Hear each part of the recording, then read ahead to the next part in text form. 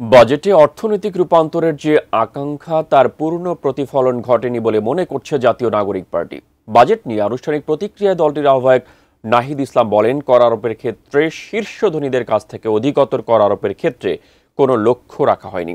আরও জানাচ্ছেন সাদিয়া ন্যান্সি। ভীষণটার কথা আমরা বলতেছি বৈষম্যহীন সমাজে, সেইটা এই বাজেটের মধ্য দিয়ে আসেনি।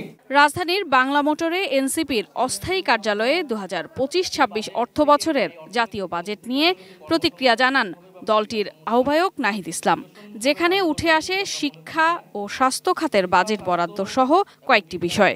শিক্ষা, স্বাস্থ্য এবং বিজ্ঞান প্রযুক্তি খাতেও তেমন নতুনত্ব নেই, তবে স্বাস্থ্য বা অন্যান্য খাতেও সেই বরাদ্দ বৃদ্ধি হয়নি। এই বাজেট থেকে যে কর্মসংস্থানের ব্যবস্থা হবে বা বেকারত্ব দূর হবে তা নিয়ে শঙ্কার কথা জানায় দলটি।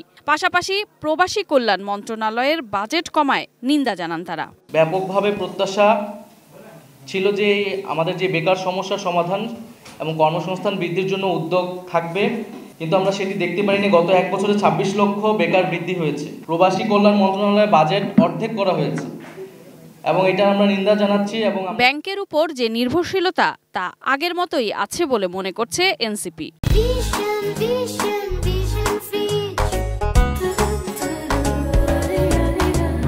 তাদের অভিমত, শিক্ষা খাতে কোনো পরিবর্তন নেই, স্বাস্থ্য খাতেও বাজেট বাড়েনি, ডিজিটাল ইকোনমির ক্ষেত্রেও নেতিবাচক প্রভাব তৈরি হবে। বা ডিজিটাল ট্রানজ্যাকশনের ক্ষেত্রে ট্যাক্স বৃদ্ধি করা হয়েছে, যেটা আমরা মনে করি যে আমাদের যে ডিজিটাল ইকোনমি, সেই ইকোনমি ক্ষেত্রে সেটার একটা নেতিবাচক প্রভাব তৈরি হবে। দলটির মুখ্য সমন্বয়ক নাসির উদ্দিন পাটোয়ারি বলেন, বড় বড় রাঘব বোয়ালদের করের আওতায় এনে জবাবদিহি নিশ্চিতের কোনো সুযোগ রাখা হয়নি এবারের বাজেটে।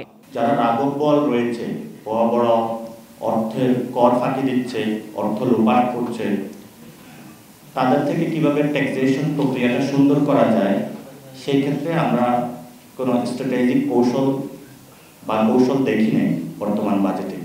বাজেটে কালো টাকা সাদা করার যে সুযোগ রাখা হয়েছে তা উচিত হয়নি বলেও মন্তব্য করেন দলটির নেতারা। কালো টাকা সাদা করার সুযোগ রাখা উচিত ছিল না। Sadia Nancy, ATN news, Dhaka.